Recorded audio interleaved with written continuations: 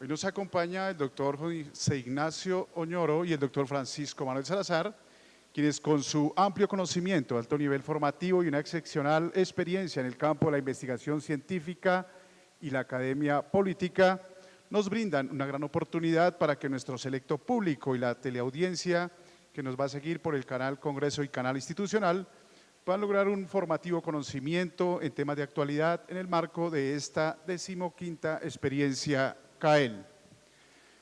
Abre este importante evento el gestor e ideólogo del Centro de Investigaciones y Altos Conocimientos del Senado de la República, CAEL, y secretario del Senado de la República, doctor Gregorio El Haj Pacheco.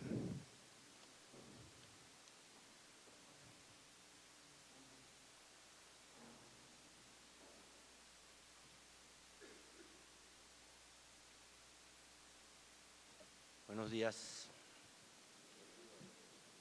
Quiero dar un saludo de bienvenida y registrar con complacencia la trascendental visita que tenemos hoy el agrado de recibir en este emblemático Salón de la Constitución del Capitolio Nacional, que es la máxima expresión de la soberanía popular y de la democracia representativa y participativa en Colombia. Me refiero al señor alcalde de Zipaquirá, Cundinamarca, el doctor Luis Alfonso Rodríguez Balbuena, y al señor rector de la Universidad Agraria de Colombia, el doctor Jorge Orlando Gaitán Arciniegas. Más adelante sabremos por qué hemos tenido este halago y para qué va a servir esta jornada de hoy en relación con estas dos importantísimas instituciones, la alcaldía y la universidad. Asimismo, quiero saludar y agradecer a nuestros conferenciantes de la 15ª experiencia CAEL, los doctores Francisco Salazar, quien se ha destacado en el ámbito de la academia y de la juridicidad en Colombia como un hombre muy disciplinado y muy conocedor de los temas del derecho constitucional y el derecho público, especialmente lo que tiene que ver en sus últimos años con lo que se estila en el Consejo de Estado, además de la cátedra universitaria.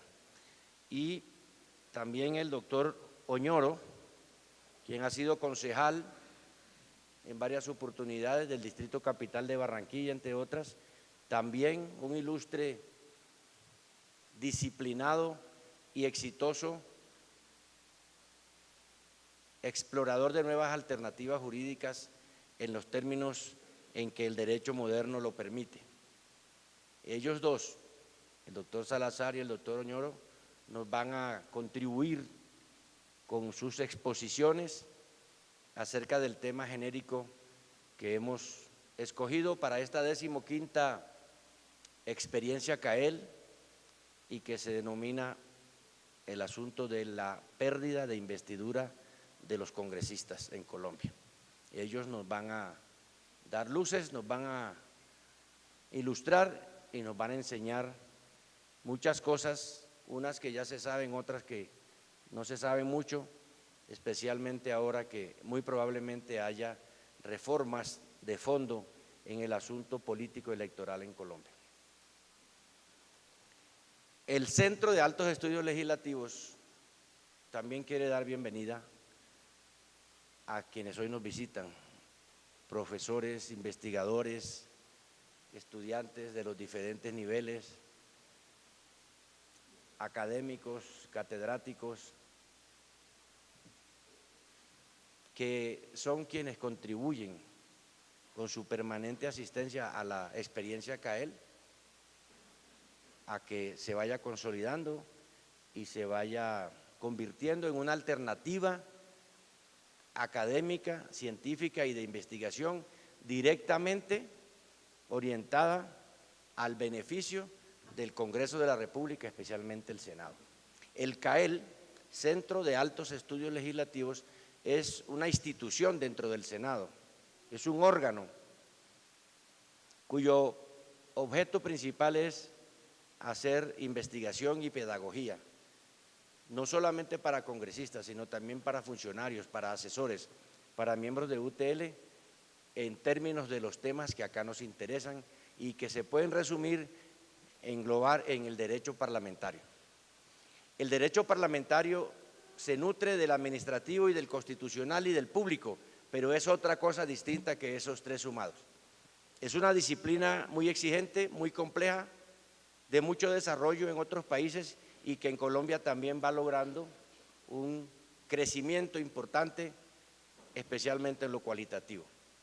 Y ha sido necesario hacerlo acá adentro porque la visión nuestra es diferente a la que se tiene en los centros académicos de enseñanza o de investigación. Por eso el CAEL tiene 5 estrategias de trabajo, todas orientadas al beneficio de la labor legislativa, bien sea de factura de leyes y actos legislativos o del control político y la gestión parlamentaria. Son la experiencia CAEL como la de hoy. La experiencia CAEL es un evento deliberativo en donde convocamos las personas que estén más imbuidas en el tema de que se vaya a tratar para discutir y sacar unas conclusiones y que sean temas de coyuntura, no son temas estratégicos, sino temas que están al orden del día en el momento en que se hace la experiencia. Esta es la 15ª, lo que desde ahora señala que hemos logrado sobrevivir a muchas dificultades y hemos logrado consolidar la experiencia CAEL como una estrategia válida y exitosa. La segunda es la cátedra CAEL, que ya es un escenario más académico, no de deliberación propiamente, que intenta transmitir y producir conocimientos nuevos a quienes asisten a la cátedra CAEL como escenario de enseñanza. Tenemos el grupo de semilleros, que así se ha denominado, que está compuesto por muchos jóvenes que están a punto de graduarse y que hacen su práctica antes del grado acá y las universidades se las validan como requisito para grado y que se desempeñan con las comisiones, con los grupos de parlamentarios, con las bancadas o con los congresistas en particular o también con las unidades de trabajo legislativo de los congresistas para apoyar y hacer investigación, traer información, discutir y, como quien dice, traer el mundo que está afuera en la academia donde ellos se van a graduar acá a los recintos del Congreso. Esa es la tercera estrategia, semilleros. La cuarta estrategia son los doctorados. Hay una red de doctorados voluntarios que ya pasa el número de 50, que nos contribuyen con sus conocimientos, con sus investigaciones en forma desinteresada, también sobre los temas que hemos esbozado y que se engloban en el tema del derecho parlamentario. Hay ya listos tres tomos de la revista del CAEL con producción original de todos estos amigos doctores de todas las 64 universidades que tienen convenio con CAEL para apoyar la labor académica, científica, investigativa y de formación que nosotros desarrollamos. Y hay una quinta estrategia que corresponde al nivel internacional, que es un ámbito que se ha mantenido muy descuidado en los últimos tiempos, y es con la Cancillería. Ellos nos regalan, todo lo anterior también es regalado, el CAEL no tiene un solo peso para gastar, y menos para invertir. El CAEL funciona gracias a la voluntad, al esfuerzo, a la entrega, al apoyo de las instituciones y de las personas que han creído en esta experiencia, en este experimento, en este tipo de actividades, en esta forma de organizarnos para producir resultados positivos. Y yo he mantenido como una de las características del CAEL es esa, que no tenga plata. Porque si tiene plata, por lo menos se producirían dos fenómenos. Uno, los maledicentes de oficio, los malquerientes de la política, los que no entienden el quehacer del legislativo, van a señalar que es otro escenario para hacer quién sabe con qué de los recursos que lleguen. Y dos, también habrá la tentación de mucha gente que sigue creyendo que las actividades del Congreso son una especie de bolsa de empleo o de vara de premios en donde están esperándolos para regalarles las cosas. Entonces, definitivamente, la clave del éxito del CAEL ha sido esa, que todo sea convenido, que todo sea aportado y que no tenga un solo peso y que no tenga un solo presupuesto. Y mire que aquí estamos en la 15ª experiencia CAEL, hicimos la cátedra CAEL en el semestre pasado, 26 sesiones de 3 horas, con 2 doctores, doctorados presentes mínimo, con invitados internacionales, con transmisión en directo por el Canal Congreso y la Señal Colombia, sin pagarle un solo peso a nadie. Y así hemos hecho con la Cancillería. Les decía, la 5ª estrategia consiste en que cuando la Academia Diplomática Augusto Ramírez Ocampo trae profesores, investigadores, doctorados a Colombia para el ejercicio académico de la Academia Diplomática, también entonces nos participan a nosotros la posibilidad de organizar actividades con estos profesores que ellos financian, que ellos traen, y nosotros lo único que ponemos es la necesidad y el sitio de reunión. Lo mismo algunas universidades, creemos que también la agraria va a vincularse en esa metodología. Puedo señalar algunas, la Libre, que además nos queda muy cerca. Cada que vienen los doctores europeos al doctorado en Derecho, ellos nos avisan con tiempo y nos facilitan actividades académicas nuestras propias, autónomas, con esos invitados que ellos traen. Y eso así ha sido una actividad de doble vía que nos ha permitido entonces consolidar nuestra relación e ir ampliando nuestra visión de cómo es que se debe adelantar el trabajo académico, investigativo, científico, porque aquí no le tenemos temor a la ciencia jurídica y a las otras ciencias, con las universidades que nos apoyan. 64 convenios con universidades del centro del país y de otras partes del país.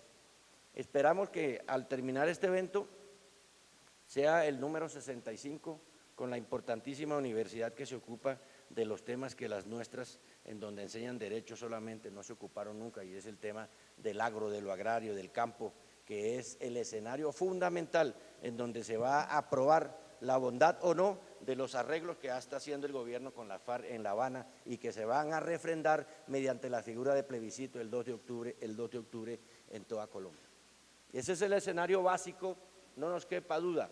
La Colombia desconocida, la Colombia rural, la Colombia dejada de la mano de todos los gobiernos, la Colombia grande, la de nuestros campesinos, la Colombia de la que solo se acuerdan los medios de comunicación cuando hay un fenómeno atlético como Nairo Quintana y gana en los más encumbrados eventos del ciclismo, y entonces ahí sí se vuelca la mirada para exaltar la tierra campesina donde ese joven creció y se formó, pero que de otra manera no hubiera mandado nunca a nadie una cámara de televisión allá a Quitania o algún pueblo de esos, o de cualquiera otro, o a Turbo, cuando el muchacho nuestro del boxeo también obtuvo preseas. Eso es así la cruda realidad. Esperamos que con el advenimiento de la paz, la construcción de la paz, eso cambie y el campo colombiano y el agro colombiano y las ciencias que se orientan hacia el desarrollo del campo colombiano tengan entonces un reverdecer y crezcan fuertes y echen raíces para que Colombia jamás, jamás de los jamases vuelva siquiera a vivir la mínima parte de lo que nos ha tocado vivir a quienes nacimos desde hace 52 años a esta parte, que no hemos tenido la oportunidad de vivir un solo día de paz. No conocemos lo que es un país en paz, mucho menos ustedes jóvenes que son de estas décadas últimas y que aspiramos a que Colombia se construya como una nación grande, como un Estado fuerte y como un país productivo y en progreso. El CAEL seguirá trabajando, las bancadas, los congresistas, las directivas, la Cámara de Representantes, lo único que han hecho es apoyar y enaltecer este esfuerzo que viene siendo exitoso, y no vamos a ser inferiores a nuestra responsabilidad. Pero en esto no podemos estar solos, necesitamos el apoyo de todas las instituciones, de la academia, de los pensadores, de los catedráticos, de los funcionarios de alto nivel, de los ministerios. Y una nueva noticia que ya se decidió, y es que el CAEL comienza este semestre a una etapa de descentralización, porque sí, Los congresistas habitan acá y se reúnen acá. Y han mejorado, pero falta mucho.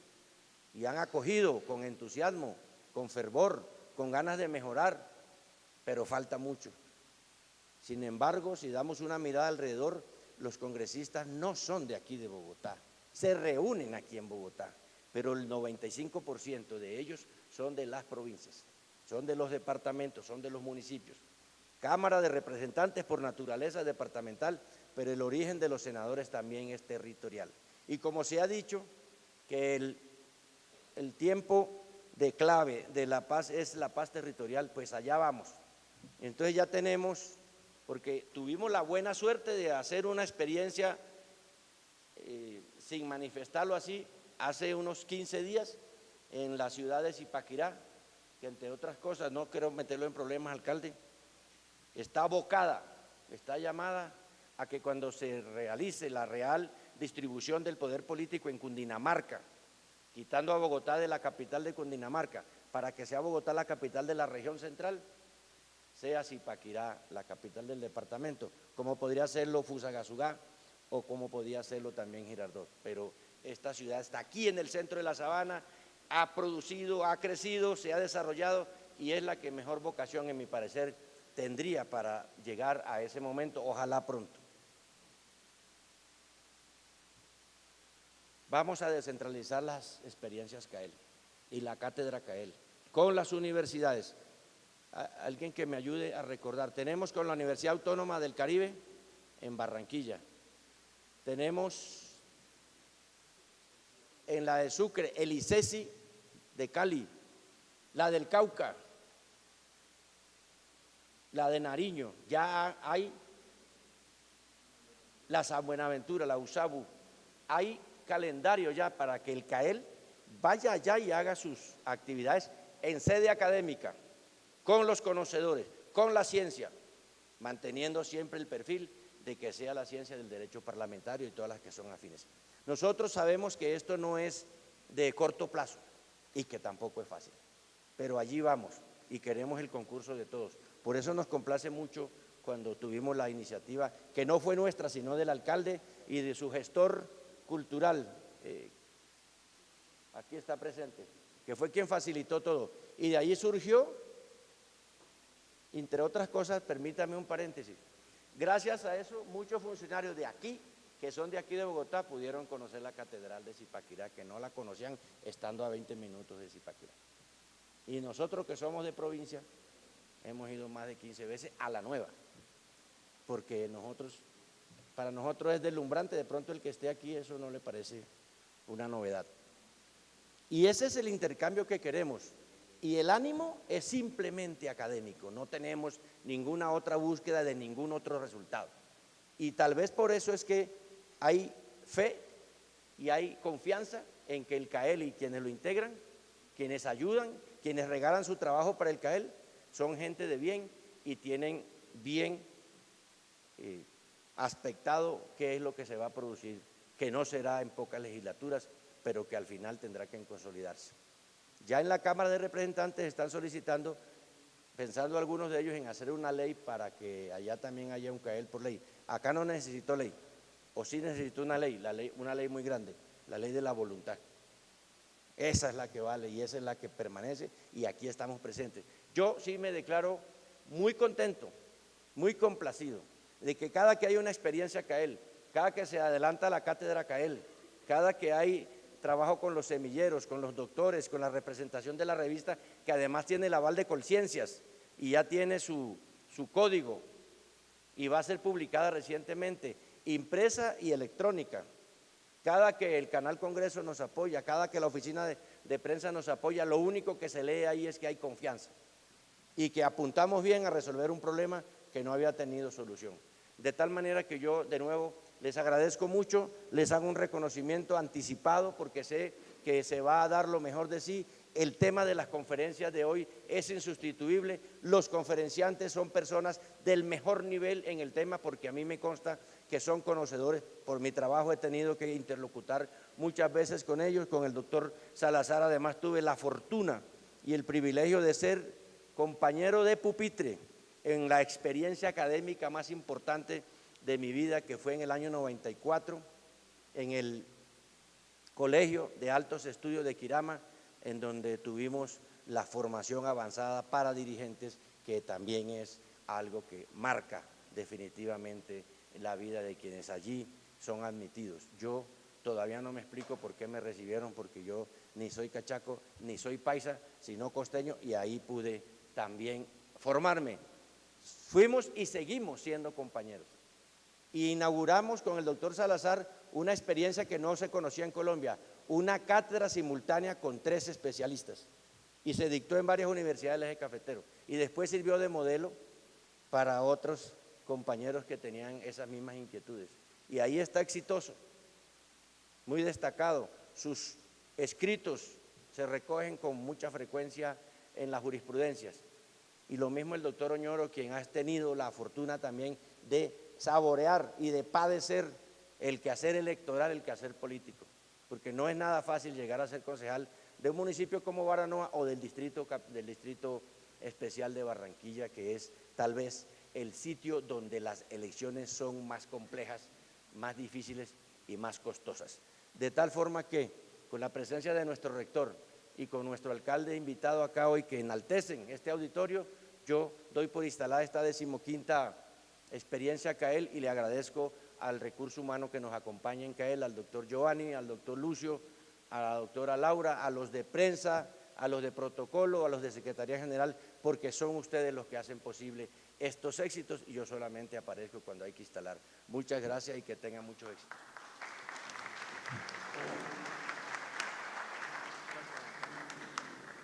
Muchas gracias por las sentidas palabras al promotor, gestor del Centro de Investigaciones y Altos Estudios Legislativos CAEL y secretario de la Corporación Senado de la República, doctor Gregorio Jas Pacheco. Para entrar en materia acerca del tema la pérdida de investidura, fundamentos constitucionales y sus causales, estaremos invitando al doctor José Ignacio Oñoro, quien es abogado de la Universidad Libre de Barranquilla, especialista en Derecho Administrativo de la Universidad Libre de Bogotá, especialista en Derecho Penal y Criminología y en Derecho Constitucional de la Universidad Libre de Barranquilla. Ha sido servidor público en el nivel directivo en las distintas ramas del Poder Estatal, cuenta con amplia experiencia como asesor, capacitador y miembro de corporaciones públicas de elección popular. Fue concejal del municipio de Baranoa, diputado a la Asamblea del Atlántico y concejal de Barranquilla. Ha combinado la actividad política directa y militante con el ejercicio del derecho, la cátedra universitaria y la consultoría independiente en asuntos propios de su formación académica y experiencia profesional. Sea usted bienvenido, doctor Oñoro.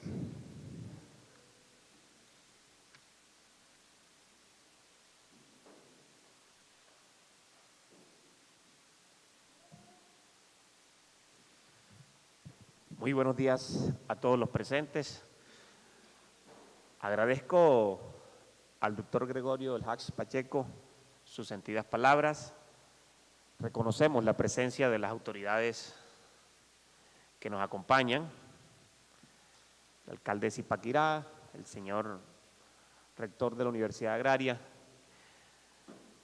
el doctor Francisco Salazar Gómez, quien compartirá esta tribuna conmigo, esta tribuna académica, y por supuesto nuestro reconocimiento y también agradecimiento a todas las personas que desde CAEL han hecho posible este encuentro. Vamos a tocar un tema supremamente sensible. Investigando sobre la materia, repasando conceptos sobre la materia, encontraba en Google un título bastante sugestivo, bien atrayente: del cielo al infierno. Del cielo al infierno. Al referirse un doctrinante colombiano a lo que puede suceder, y de hecho sucede, cuando alguien que ostenta la investidura de congresista no solo es investigado, sino que luego del proceso correspondiente la pierde. Entonces, ese título, para iniciar esta intervención, quiero plantearlo para destacar que el asunto es verdaderamente sensible. Por supuesto, lo trataremos sin fatalismos, pero de la manera más objetiva.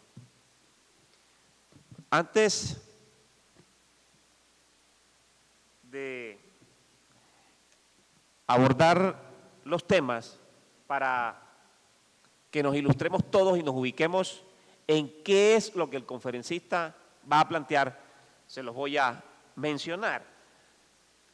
Daremos unos conceptos acerca de la naturaleza, de la pérdida de investidura, los antecedentes, las características, los fundamentos constitucionales de la misma, la finalidad de la pérdida de investidura, muy brevemente el desarrollo legal y el procedimiento, sin quedarme en esos intríngulis de niveles de detalle del procedimiento, las inhabilidades, los recursos y las consecuencias.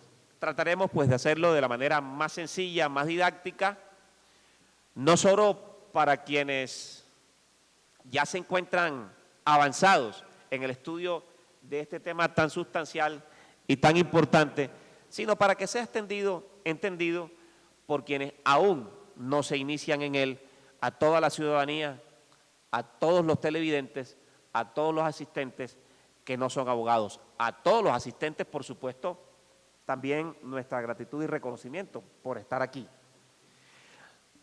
¿Qué es la investidura? Puede entenderse de dos maneras. De dos maneras. La investidura es el carácter que se adquiere por haber accedido o tomado posesión de un cargo o de un honor. No es una definición original, la pueden encontrar en internet. Eso es la investidura. O también la investidura es el cargo mismo. Es el mismo cargo. Entonces puede entenderse y aceptarse, y así lo entiendo y lo acepto, y así también es generalmente asimilado ese concepto sencillo de lo que es la investidura. De suerte que la pérdida de investidura es la dejación, el despojo, el quitar, el suprimir, de pronto la palabra esta, la última no es tan técnica, pero en todo caso levantarle esa dignidad o ese carácter que se ha adquirido sobre ese cargo u honor. ¿Cómo se obtiene esa investidura? Los congresistas de Colombia obtienen la investidura cuando toman posesión del cargo. Antes no. Cuando son elegidos, apenas son elegidos. Cuando toman posesión del cargo, empieza para ellos una relación especial de sujeción con el Estado que los hace distintos a todos los demás, y empieza ese carácter especial que está contenido en el artículo 133 de la Constitución Nacional, cuando se refiere a cuál es la naturaleza del cargo de congresista. Representa al pueblo, tiene que consultar el interés público y responde políticamente ante los asociados, y también por violación de la Constitución y de la ley. Ahí está la naturaleza del cargo, y está, por supuesto, el carácter de la investidura de congresista, una vez puede fungir como tal, y esto, por supuesto, es a partir de la posesión. En cuanto a la naturaleza de la pérdida de investidura, tenemos primero que decir que para llegar a ella es necesario mover el aparato del Estado, iniciar una acción. Nos enseñaban en las conferencias de derecho procesal que la acción, desde el punto de vista adjetivo o procesal, consiste en poner en movimiento el aparato estatal por quien está legitimado para ello, por supuesto. Entonces, se pone en movimiento el aparato del Estado para iniciar un verdadero juicio de responsabilidad política que puede culminar con la imposición de una sanción, en este caso una sanción de carácter jurisdiccional. Ha dicho la jurisprudencia del Consejo de Estado que es un verdadero juicio de carácter político, que tiene algunas implicaciones o aspectos de carácter disciplinario y, por supuesto, es un juicio de carácter ético.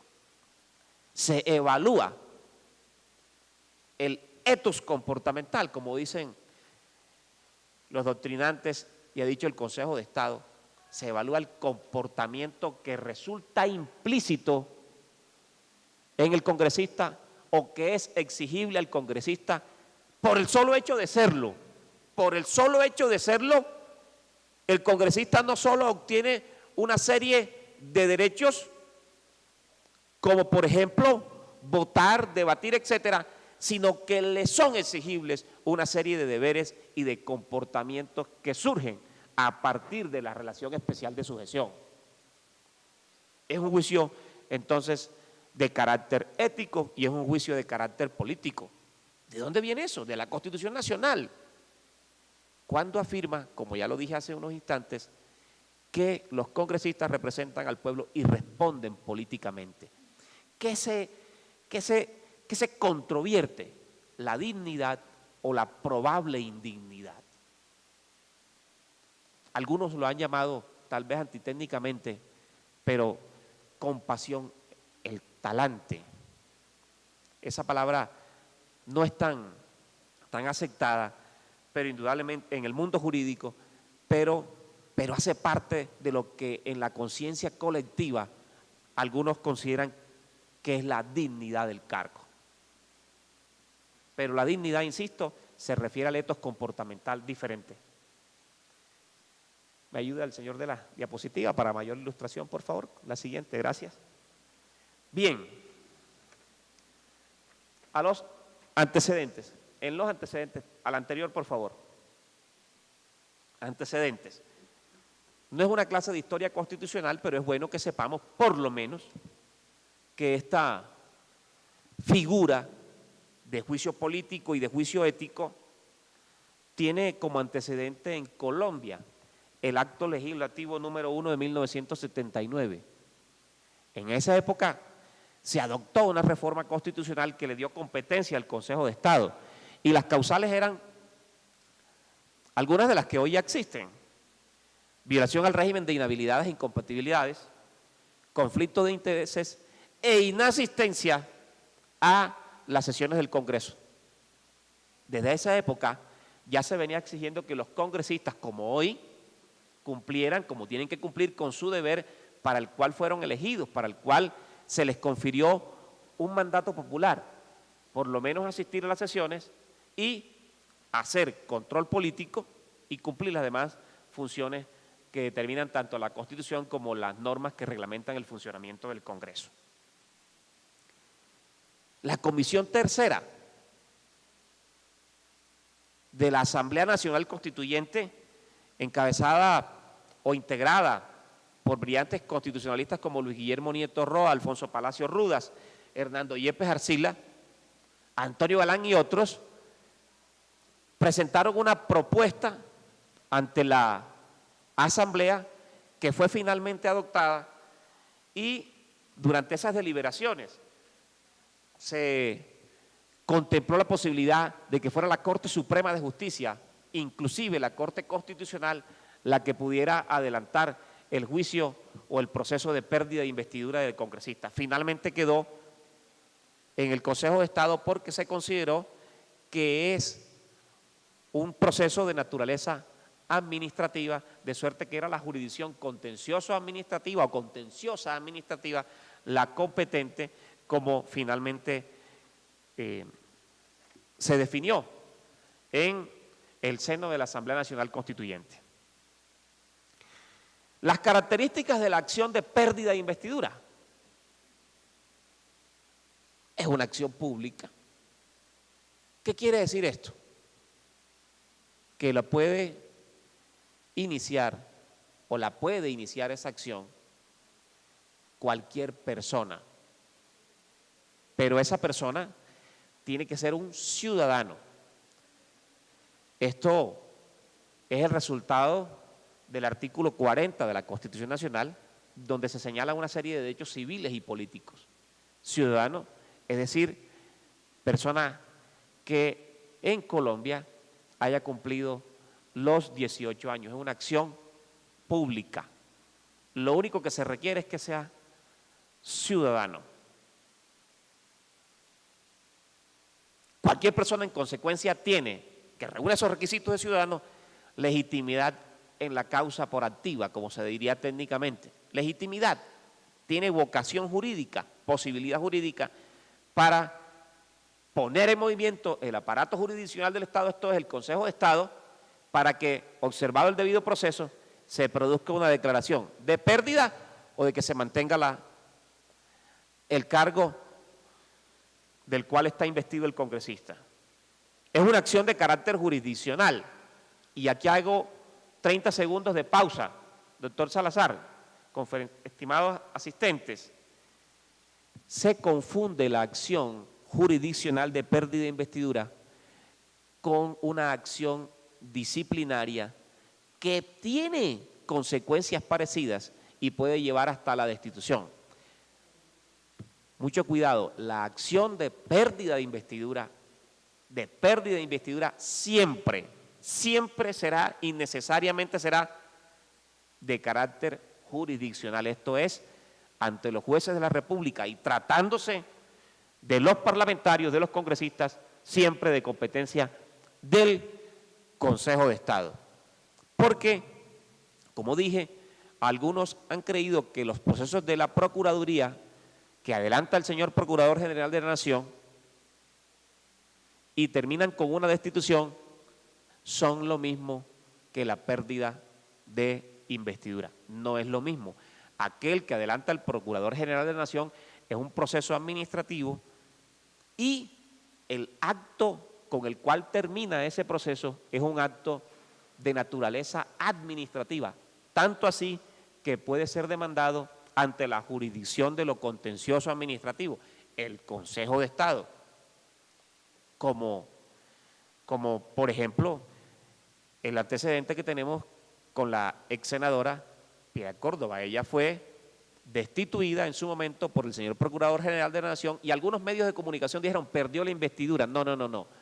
Ella fue destituida luego de un proceso de carácter disciplinario y ahora acaba de proferirse una decisión del Consejo de Estado que dice que anula esa decisión del señor Procurador General de la Nación. Entonces son ámbitos distintos, el proceso disciplinario y el proceso de pérdida de investidura, aun cuando tiene el proceso de pérdida de investidura algunos ingredientes de carácter disciplinario, como lo veremos más adelante. Es una acción punitiva o sancionadora. Esto no es, por supuesto, un llamado de caricias. Es una acción que, luego de observarse el debido proceso, de comprobarse que existieron las causales, va a terminar en una declaración de carácter sancionatorio. Esta es una expresión de lo que técnicamente se llama el ius puniendi, que no es solamente derecho penal, también es derecho disciplinario, también es derecho parlamentario en sede de pérdida de investidura. Así las cosas, es una acción que busca, luego por supuesto de observar el debido proceso, declarar que alguien no es digno y en consecuencia se despoja de su cargo, siendo por supuesto miembro del Congreso. Es intemporal, no caduca. Así lo consideró el constituyente de 1991, sobre la base de que no puede dejarse la sensación de que el transcurso del tiempo legitima o sanea ciertos actos que atentan contra la moralidad, porque finalmente esta acción de pérdida de investidura protege la Constitución y protege principios constitucionales como el de la moralidad administrativa o el de la moralidad que debe tener siempre como faro que ilumina su camino en cuenta a un congresista en el ejercicio de sus actividades propias de congresista y también el ejercicio de actividades privadas. De suerte que una persona que ha sido congresista incurrió en una causal de pérdida de investidura, mientras se mantenga el orden jurídico como está, luego de 5 años, 20 años, 10 años, puede perder la investidura si se inicia la acción correspondiente. Casos concretos. Una exdiputada del Departamento del Atlántico, una diputada, el caso no es de congresista, pero lo traigo a colación. Una diputada del Departamento del Atlántico incurrió en causal de pérdida de investidura del cargo de diputado. 6 o 7 años después le iniciaron una acción y perdió la investidura, de haber salido del cargo, le iniciaron una acción y perdió la investidura de diputado del Departamento del Atlántico. Pues sucede lo mismo con los congresistas. Si están incursos en una causal de pérdida de investidura, puede transcurrir cualquier tiempo, mientras no cambie la Constitución y no cambie el ordenamiento jurídico que le da viabilidad, indudablemente siempre se podrá iniciar la acción. ¿Es sumaria o breve? ¿Qué quiere decir eso?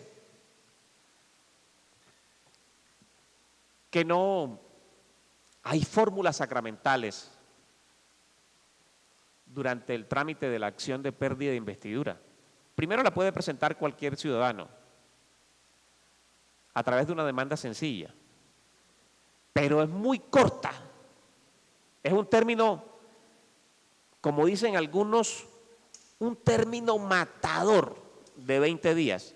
Durante esos 20 días hay que observar el debido proceso, pero es un término muy ágil donde se actúa con mucha celeridad, observando el debido proceso, el derecho de defensa garantizándolo, pero actuando el Consejo de Estado con mucha agilidad y con mucha celeridad, sobre la base de que, habiendo un probable atentado contra la moralidad, contra el ethos comportamental, eso no puede mantenerse en el ambiente jurídico y hay que sacarlo de allí a través de una declaración pertinente.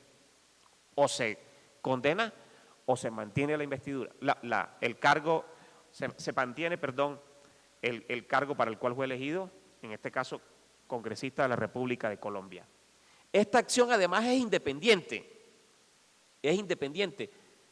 porque si José Ignacio Oñoro, por ejemplo, siendo congresista de Colombia, incurrió en una causal de pérdida de investidura, que puede además ser configuradora de faltas disciplinarias o de faltas al Código Penal, se adelantará a esta acción de manera autónoma y soberana, independientemente de cuál sea el resultado del proceso disciplinario y del proceso penal. Inclusive puede no haber condena en el proceso penal, puede no haber sanción en el proceso disciplinario, incluso de pronto no hay acción desde el punto de vista disciplinario y de pronto no hay acción desde el punto de vista penal, pero sí puede haber acción de pérdida de investidura y decretarse la pérdida de la misma. La pérdida del cargo, o decretarse, la pérdida de investidura. Así las cosas, es una acción independiente.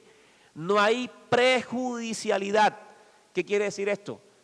Que iniciada una acción de pérdida de investidura, no tenemos que esperar el pronunciamiento de las autoridades penales ni de las autoridades disciplinarias. En un principio, el Consejo de Estado consideró que, siendo un juicio de carácter político con profundas implicaciones para las aspiraciones de un congresista, para el proyecto de vida de un congresista, tenía que expedirse una ley que reglamentara esta acción de pérdida de investidura, una ley de procedimiento detallado. Posteriormente se cambió esa postura y esos vacíos que existían se fueron llenando con el Código Contencioso Administrativo de la época, el Decreto 01 de 1984, de suerte que hoy es perfectamente posible que se adelante un proceso de pérdida de investidura o se inicie una acción de pérdida de investidura sin que haya siquiera una denuncia penal o una queja de carácter disciplinario, insisto, por la naturaleza o por la característica de independencia o el carácter independiente de la acción de pérdida de investidura. Y es una acción objetiva. El doctor Salazar, cuando intervenga, se va a ocupar de un aspecto sustancial que ha dado muchas discusiones: el juicio de responsabilidad subjetiva al congresista. El juicio de responsabilidad subjetiva al congresista. Cuando digo responsabilidad subjetiva, ¿a qué estoy haciendo alusión? Hago alusión al mayor o menor grado, al mayor o menor grado de participación de la voluntad en la ejecución del acto que es configurador o que puede ser configurador de la causal de pérdida de investidura. Lo repito, no solo para ustedes, sino para los televidentes. Cuando me refiero al elemento subjetivo, hago alusión al mayor o menor grado de participación de la voluntad en la ejecución del acto que puede ser configurador de la causal de pérdida de investidura.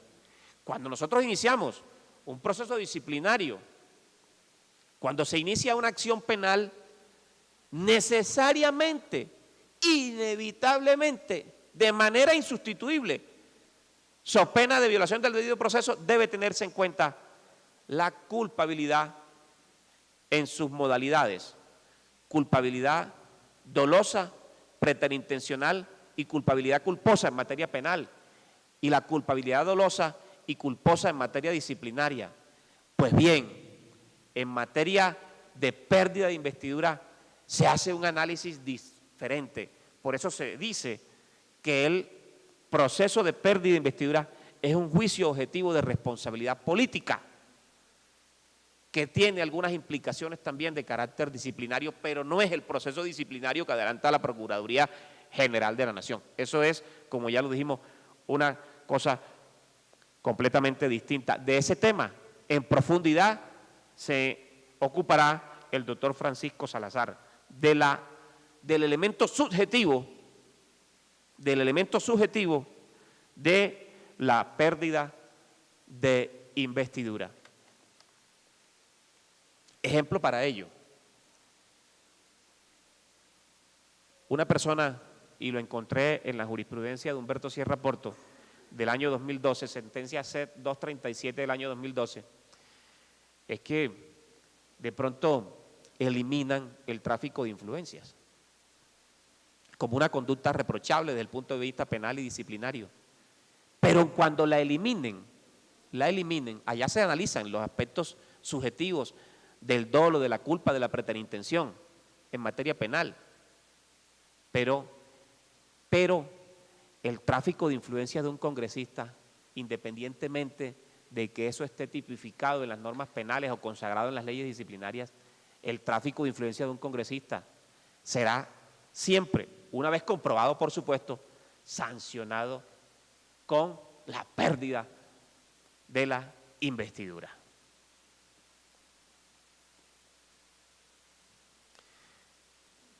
Dicho eso, presentamos brevemente los fundamentos constitucionales de esta acción de pérdida de investidura.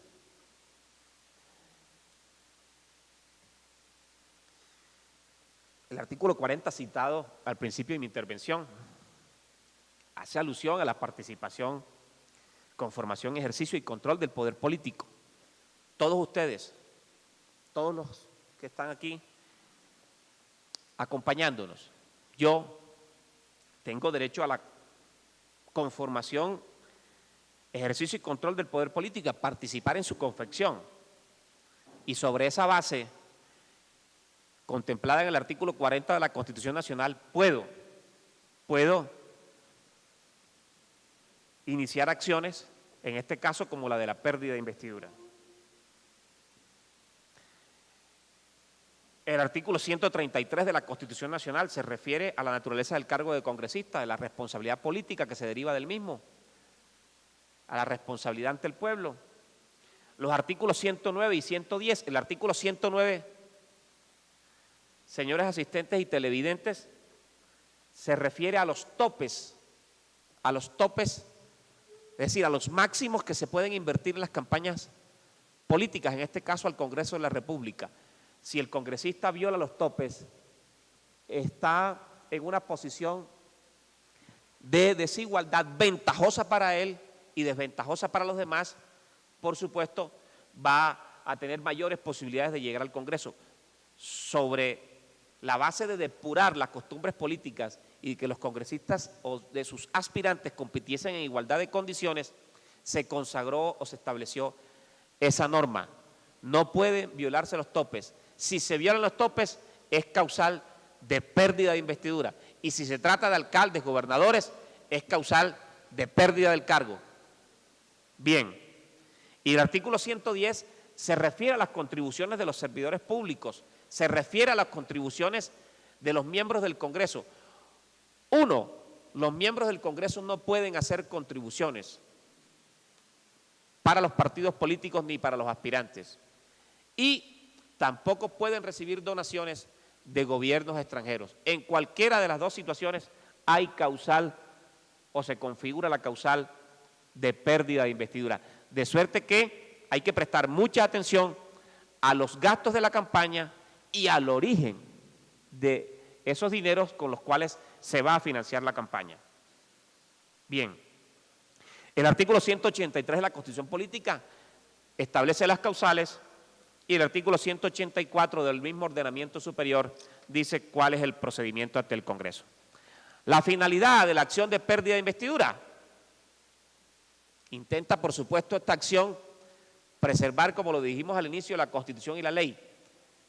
Eso puede parecer muy abstracto, porque todas las normas que se expiden en Colombia están orientadas a preservar la Constitución y la ley, porque además es el principio general de responsabilidad.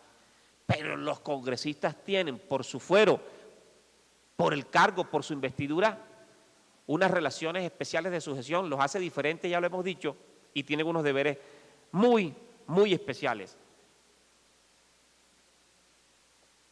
Propugna esta acción por despojar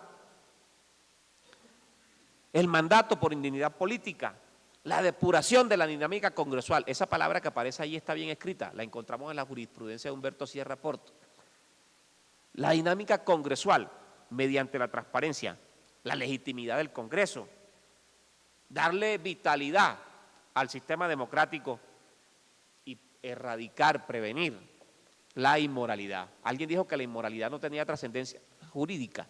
Pues sí, tiene trascendencia jurídica. Fíjense que al usted inobservar el comportamiento ético que le es exigible a un congresista, puede perder la investidura, de suerte que hay una relación estrecha entre moral y derecho y consecuencias jurídicas.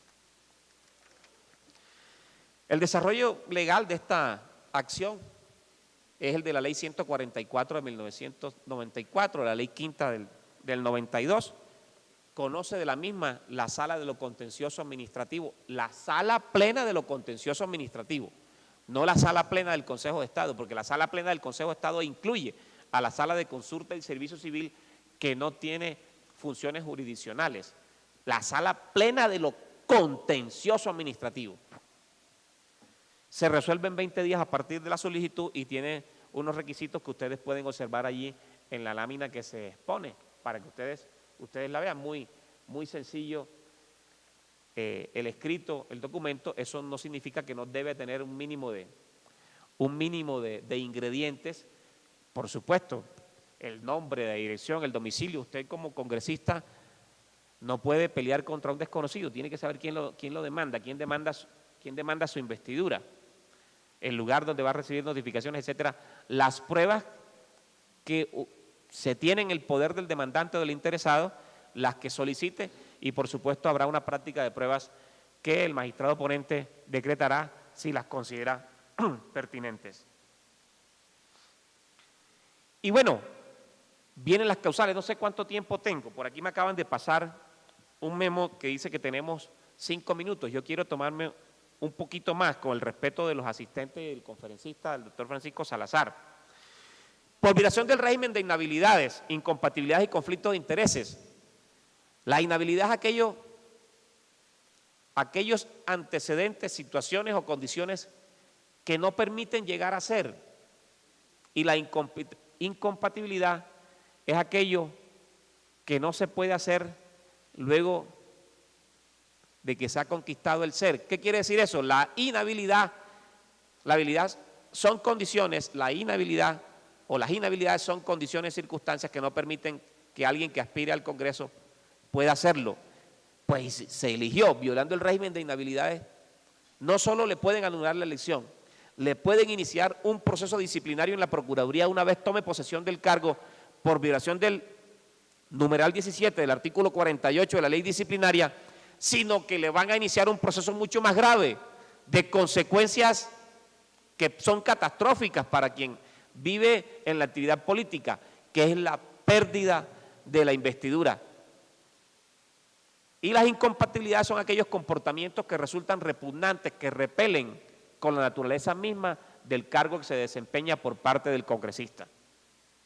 Y al estar consagradas en la ley se convierten en una prohibición. Ese tipo de comportamientos no los puede adoptar un congresista. Por ejemplo, no puede ejercer ningún empleo público y privado, no puede contratar con el Estado, no puede ir a presionar a ninguna persona para que desvíe dineros públicos, etcétera. Una cantidad de situaciones que en un momento determinado, si las realiza, lo van a sacar del cargo a través de una declaración que haga el Consejo de Estado. Bien, por la inasistencia a 6 reuniones plenarias, se quiere castigar el ausentismo parlamentario, porque el congresista tiene un mandato, tiene que ir a las sesiones, tiene que ir a cumplir con unas funciones, tiene que hacer control político, tiene que aprobar leyes, tiene que aprobar actos legislativos, tiene que estudiarlos y no puede irresponsablemente ausentarse del Congreso. De manera que la ausencia injustificada, allí sí se hace una valoración digamos, de las razones que incidieron en ese comportamiento. La ausencia injustificada va a dar lugar a la pérdida de la investidura. Asistencia o inasistencia, mejor, a 6 sesiones donde se aprueben actos legislativos, se aprueben proyectos de ley o se hagan debates de control político a través de la figura de la moción de censura. 6 reuniones en un periodo de sesiones, es decir, de marzo a junio. Ese es un periodo de sesiones. El otro periodo de sesiones es del 20 de julio al 16 de diciembre y esos 2 periodos constituyen una legislatura en un periodo de sesiones. Por no tomar posesión del cargo dentro de los 8 días siguientes a la fecha de instalación o a la fecha en que son llamados a posesionarse. Miren, doctor Salazar, se han presentado casos de aspirantes al Congreso